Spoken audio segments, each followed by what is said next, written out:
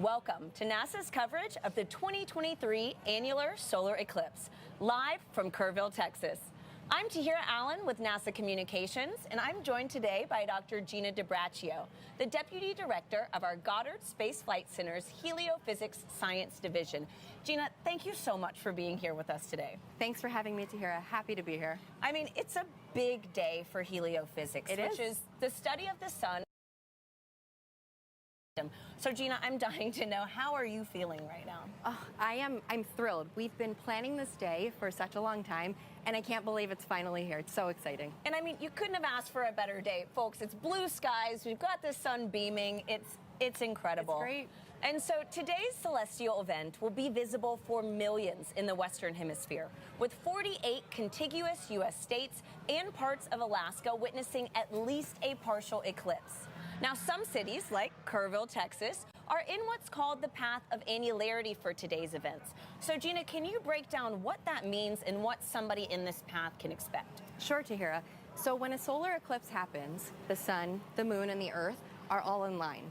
Now, for an annular eclipse, the moon will be just a little bit further away from the earth than during a total solar eclipse. And that means when the moon crosses in front of the sun, we're left with this ring of fire that we see in the sky. That is going to be incredible to witness in person. And folks, the eclipse has already begun sweeping across the United States. First starting in Oregon at 9:13 a.m. Pacific and ending in Texas at 12:03 Central. From there, it will continue its path through Central and South America. Now, keep an eye on the telescope feed in the box on your screen. We're going to be sharing live views from across the eclipse path throughout today's show. Now, Gina, is there a way to know what kind of viewing experience I can have in my city?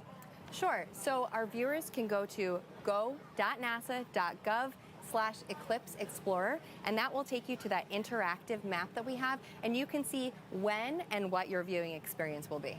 That is amazing. Thank you so much, Gina. Absolutely. And folks, if you go ahead and look in that feed in your screen, this is a live view of Kerrville, Texas, and you can see the moon is already starting to inch across the sun right now.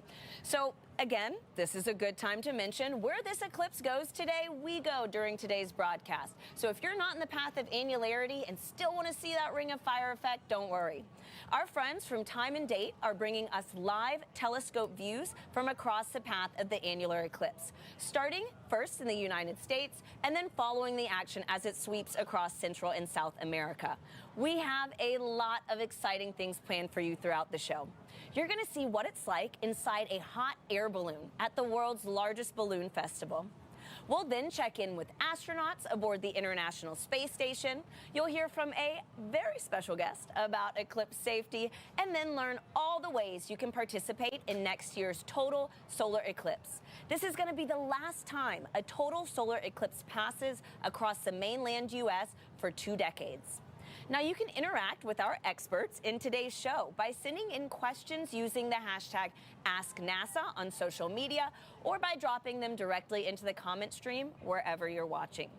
Now, today we are here for an annular solar eclipse. But did you know there is actually a difference between an annular and total solar eclipse? Now, imagine the sun is having a spotlight show in the sky. In a total solar eclipse, the moon moves right in front of the sun and covers it up like a big curtain, making everything dark for a little bit. It's similar to what you would see at dusk or dawn. Now, because the moon is completely blocking the light from the sun, we're able to see the sun's corona during a total solar eclipse. Now, in an annular solar eclipse like today, the moon is going to be a bit too far away to completely cover the sun. So like Gina said, when you look up at the sky, you're going to see the sun with a glowing ring around the moon. Because of this, it is often called a ring of fire effect. And as you can see on your screen right now, it is going to be a really, really cool and unusual sight. Now, a word of caution, though. Because the sun is never completely covered during an annular eclipse, it is important to always wear your eclipse safety glasses anytime you look at the sun. Now, both types of eclipses are amazing shows, just with different perspectives. So today we're going to be bringing you views of the annular eclipse, and you're going to have an opportunity to view a total solar eclipse on April 8th, 2024. Now, Gina, anything you would add to that? Of course, Tahira. So the science with the annular eclipse Yes. and the total solar eclipse, we can do great science, and NASA has a bunch of experiments which you'll hear about later today. Fantastic. Thank you so much, Gina. And folks, it's time to meet your other hosts.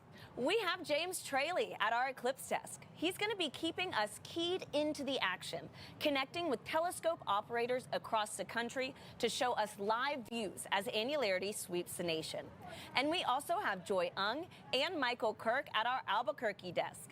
They're going to be joined with special guests throughout the show to talk about how important eclipses are to all the science we do at NASA and how you can play a part in the activities leading up to 2024's total solar eclipse.